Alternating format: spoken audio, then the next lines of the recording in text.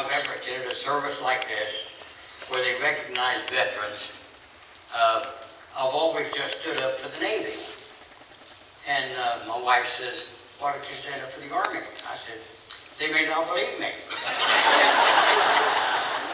So the way it happened is that when the war started in 1941, I was a freshman in high school and 15 years old at the time.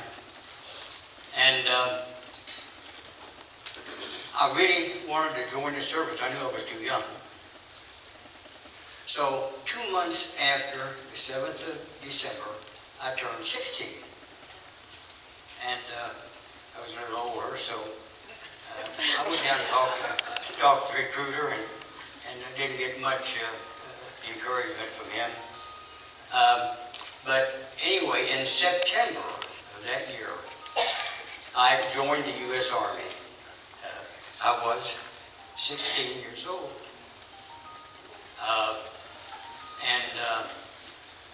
I was sent to Fort Thomas, Kentucky for a final physical and outfitting my Army uniform, and from there to Camp Wallace, Texas, where I finished basic training, and from Texas back to Chicago, Illinois, to Corn Electric School to go to radio operator school.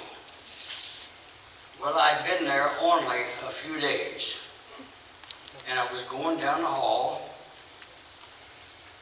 changing classes, and I saw this colonel walking down toward me.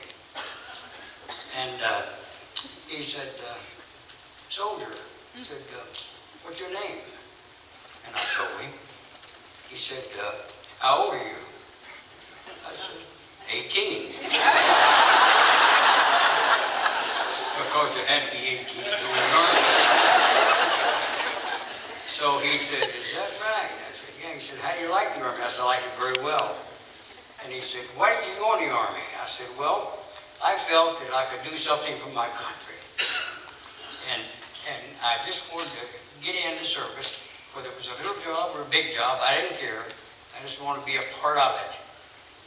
So we talked a few more minutes, then he turned around and left, and I went on to my class. 2 weeks later, I was working on a piece of radio equipment, and I saw this military police walk in the office, and he walked straight to the instructor's desk. And I kind of looked up out of the corner of my eye, and I saw the instructor point back in my direction.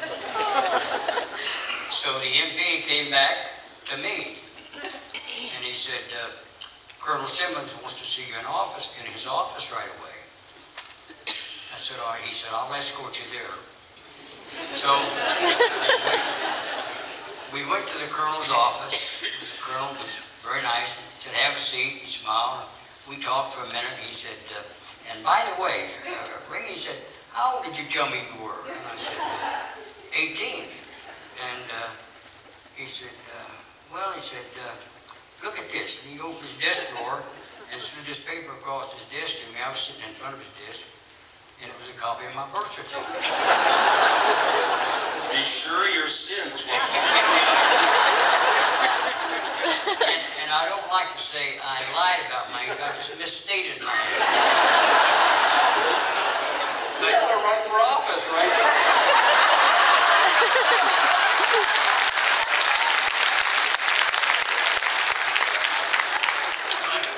But needless to say, within 3 days, I had an honorable discharge. I was on the train on my way home.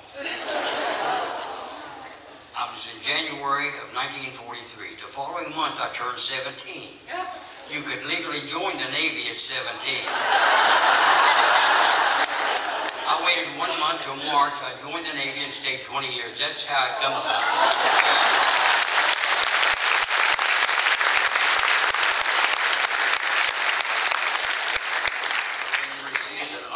Discharge from both the Army and the Navy. That's right.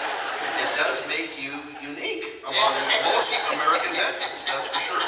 Now, obviously, your military career began during World War II. It extended all the way into the presidency of John F. Kennedy.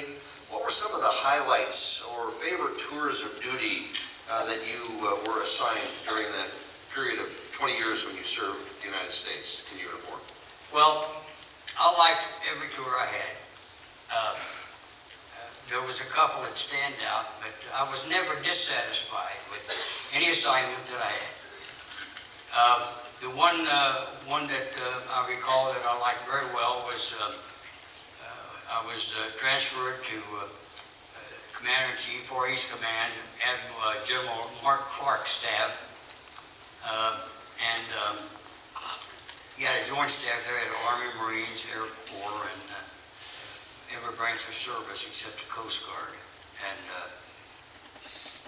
I'd been there about 3 months, I guess, and I decided I'd really like to learn to speak Japanese, and I'd like to learn more about the Japanese people because I liked them from what I'd seen in that short period of time. So I lived in Tokyo for a period of a year. For the last 9 months, I had left my government quarters and went out and rented a house. Well, I rented a half a house. The people that owned the house lived in half, and I rented half of it, the other half. I can say I did and I didn't. I did move in to the Japanese community. I did not learn to speak Japanese. The only thing that I can remember, and I can say